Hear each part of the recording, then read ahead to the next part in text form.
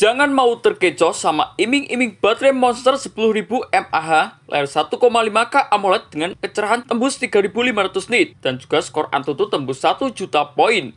Abang wajib sadar kalau Redmi Note 17 Pro Max ini varian terendahnya masih sekali dengan media penyimpanan UFS 2.1.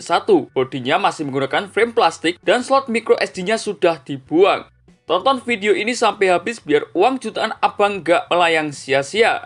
Dan berikut adalah kelebihan maupun kekurangan daripada Redmi Note 17 Pro Max yang berhasil tim forum gadget rangkum. Kita bahas dari kelebihannya terlebih dahulu. Kelebihan yang pertama yakni berbekal baterai Monster 10.000 mAh dengan fitur fast charging 100W. Kelebihan yang pertama yang paling tidak masuk akal dari HP ini adalah dari segi baterainya. Redmi Note 17 Pro Max nekat menamakan baterai Monster 10.000 mAh berteknologi silikon karbon. Di saat HP lain masih mentok di 5.000 atau 6.000 mAh, ini baterainya 2 kali lipat. Dipakai buat bermain game seharian atau dibawa touring antar kota, dijamin enggak bakal bikin abang pusing nyari colokan. Ditambah pengisian dayanya juga tembus 100W fast charging, jadi buat ngecas baterai raksasa ini tetap terasa relatif cepat. Beralih ke kelebihan yang nomor 2 yakni berbekal layar 1,5K AMOLED dengan refresh 120Hz dan juga dukungan Victus 2. Kelebihan yang nomor 2 adalah pada sektor visualnya. Layarnya udah berukuran lega 6,83 inci berpanel 1,5K AMOLED dengan refresh 120Hz dengan tingkat kecerahan tembus 3.500 nit. Dipakai di bawah sinar terik matahari secara langsung, layarnya tetap kelihatan sangat tajam dan juga jernih. Proteksinya juga kelas papan atas, sudah dilapisi dengan Corning Gorilla Glass Victus 2 plus fitur proteksi mata dari UV Rinland.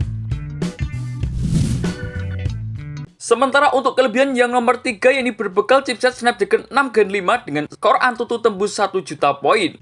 Masuk ke sektor dapur pacunya. Ditengahi dengan chipset anyar Snapdragon 6 Gen 5 dengan fabrikasi 4 nanometer dan racikan CPU Cortex A78 berkecepatan 2,6 GHz. Diuji di Antutu V11, skornya tembus 1 juta poin lebih buat melibas game-game populer seperti Mobile Legends, PUBG Mobile hingga Free Fire di settingan grafik tinggi, performanya dijamin stabil dan juga tetap adem.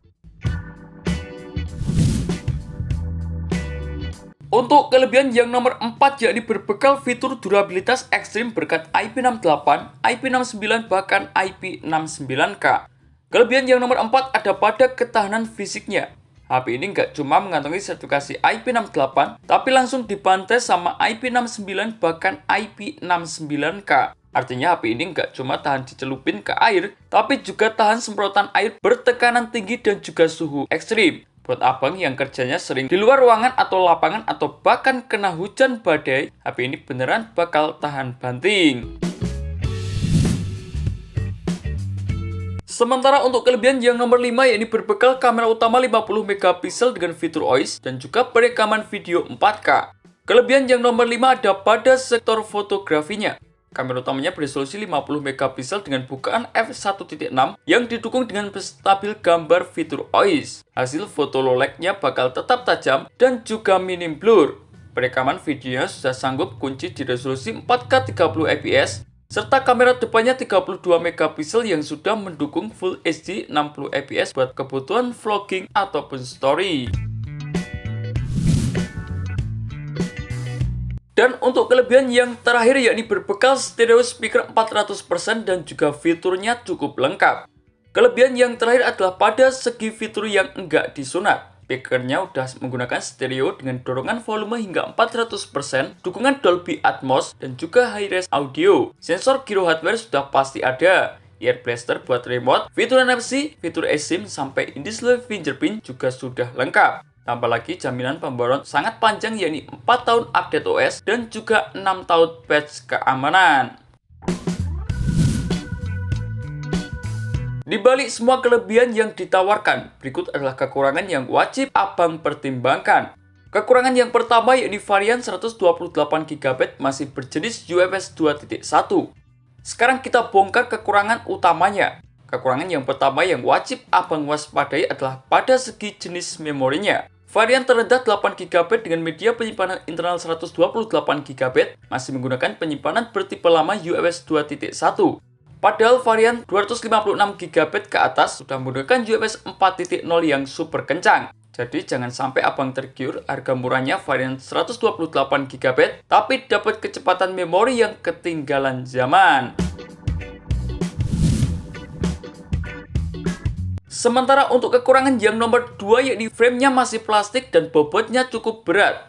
Kekurangan yang kedua ada pada feel genggamannya. Meski punya sertifikasi IP69K, bahan frame dan bodi belakang HP ini masih terbuat daripada plastik. Demi menampung baterai badak 10.000 mAh dengan bobot HP ini bakal membengkak jadi 229,5 gram dengan ketebalan tembus 8,65 mm.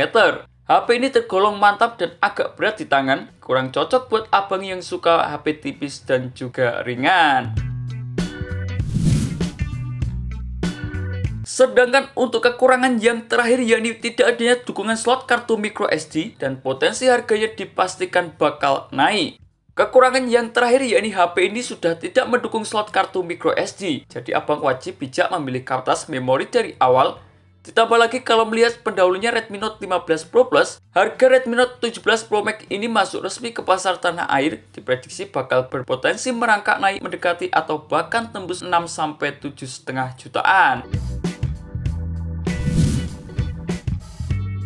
Jadi kesimpulannya, Redmi Note 17 Pro Max ini cocok banget buat abang yang nyari HP dengan daya tahan baterai paling badak di kelasnya, layar istimewa, fitur durabilitas fisik tingkat tinggi, namun ingat, sangat disarankan buat langsung ambil varian media penyimpanan 256GB biar abang dapat memori UFS 4.0 dan terhindar dari masalah memori penuh. Tulis pendapat kalian di kolom komentar forum gadget. Terima kasih telah menonton video ini. Jangan lupa like, komen, dan share agar channel ini bisa terus berkembang.